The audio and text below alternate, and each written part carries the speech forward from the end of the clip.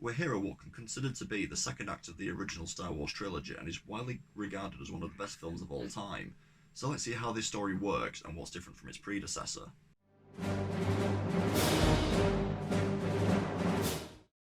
We have an immediate difference from A New Hope, as the focus on this story is centered on Vader and his intentions. He wants Luke to join the dark side. It's mentioned at various points throughout the film, and this is his overarching goal.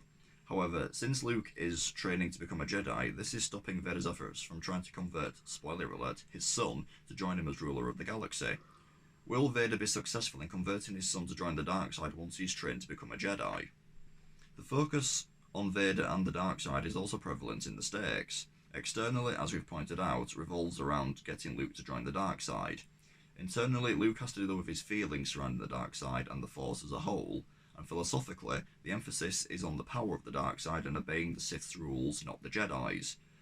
It's a theme that crops up throughout the story, specifically relating to Luke's journey and training, and I'll mention more about it when we get to those points. Moving on to our key beats, our opening starts with Luke getting attacked by a Wumper whilst he was on his way to check out the crash site of an Imperial probe droid. The exciting incident focuses on Ben telling Luke to go to the Dagobah system and get Jedi training from Yoda. It's the overarching goal of the story, as the main problem involves getting Luke to turn to the dark side, which can only happen when he's vulnerable from the Force's manipulation, and this vulnerability starts with his training from Yoda. It also means Luke will be separated from the rest of the group for the film's duration as he pursues his own interests. This links to the first act break when Luke flies to Dagobah. Because he's away from the rest of the rebellion and not aboard the Millennium Falcon, Vader needs to trap Luke, which is the second act goal. The midpoint of the film shows Luke's experience in the Dagobah cave. It deepens the stakes, as this is where Luke starts to question his feelings. Does he see himself as Vader? Does he see himself becoming Vader? Either way, the sudden appearance of Vader came as a result of feelings within Luke. The second act goal is resolved when Luke lands on Bespin, and this now forces the overall stakes of getting Luke to join the dark side, which eventually doesn't happen. The climax of episode 5 isn't as obvious as the last one, and this is because it isn't a clear-cut ending like before. The ending of episode 5 sets up the events that we'll see in the next installment.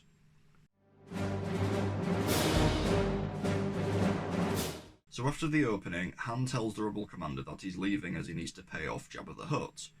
Han proceeds to have an argument with Leia in the corridors over leaving before he goes out in search of Luke. Whilst Han is out searching for Luke, the rebel base closes its shield doors and Luke uses the Force to escape from the Wumper's cave.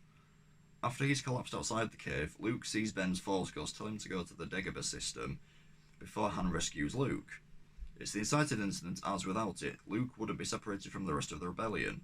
You can find out more about it in our index card sheet by following the links in the description below. Once Luke has recovered, we find out that no ships are allowed to leave the Hoth system.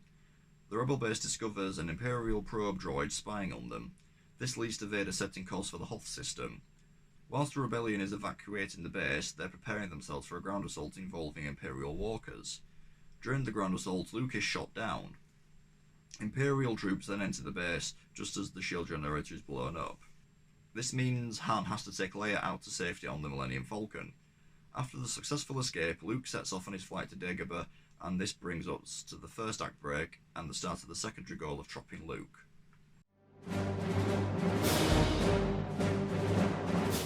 The first half of the second act starts with the Falcon being pursued by the Empire, forcing Han to fly into an asteroid field to evade capture.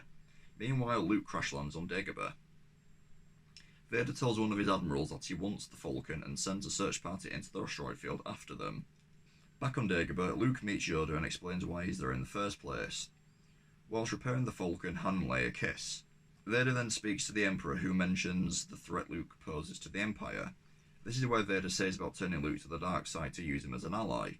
It establishes the external stakes of the story. The internal and philosophical stakes of the story are introduced on the next card when Luke realises he's with Yoda.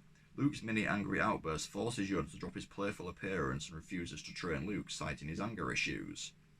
After finding themselves inside a giant worm, the Falcon leaves the cave. This brings us to the midpoint of the story when Luke encounters a manifestation of Vader in the Dagobah cave and threatens the internal and philosophical stakes relating to the power of the dark side, the anger issues Luke has, and the fear that resides within Luke. Once they're out of the asteroid field, the Falcon isn't able to jump to light speed. Instead, they hide out on an Imperial ship. Luke fails to get his ship out of the Dagobah lake without Yoda's help. The Imperial fleet decides to break up to look for the Falcon. This is where Han decides to go to Bespin and see his old friend Lando. Whilst doing some more training, Luke sees Han and Leia suffering.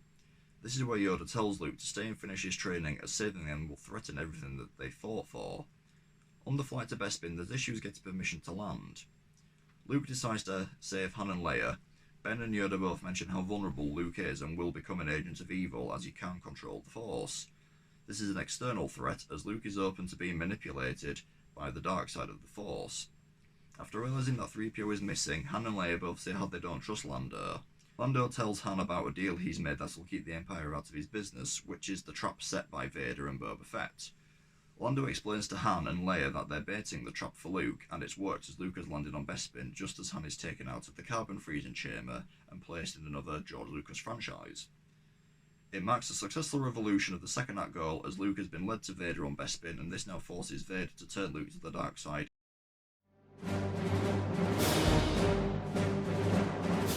After landing, Luke follows Leia and Chewie despite pleas from Leia to not fall into the trap. Luke faces off against Vader, where he mentions Luke's naivety with the Force means he isn't a Jedi. Lando frees Leia and Chewie in a bid to save Han from Boba Fett. During their fight, Vader mentions that only Luke's anger and hatred can destroy Vader. This is a setback internally, as Luke needs to control his emotions to prevent his journey to the dark side. Whilst trying to escape Cloud City, R2 mentions the hyperdrive has been deactivated. After Luke has failed to get the better of Vader during the battle, Luke loses his hand before Vader reveals his identity to Luke. This is a philosophical setback, as Luke has lost to the bad guy, so maybe the dark side is stronger. After Vader's offer to rule the galaxy, Luke drops off the ledge and ends up hanging on a weather vane as he calls out to Leia. This is an external setback, as Vader wasn't able to recruit Luke to the dark side after all. So at this moment, it's a total failure across the board in terms of stakes, but these stakes carry on into the next film, so we don't need to have them resolved before the end of the film. Sometimes the bad guys can win. So after Leia hears Luke's call to her, she rescues Luke, and Lando finds out that the hyperdrive hasn't been fixed. Luke and Vader communicate briefly before R2 reactivates the hyperdrive. The Falcon disappears from the clutches of Vader and the Empire. The climax then arrives when Lando and Chewie set off to look for Han, and this links us into Episode 6 nicely.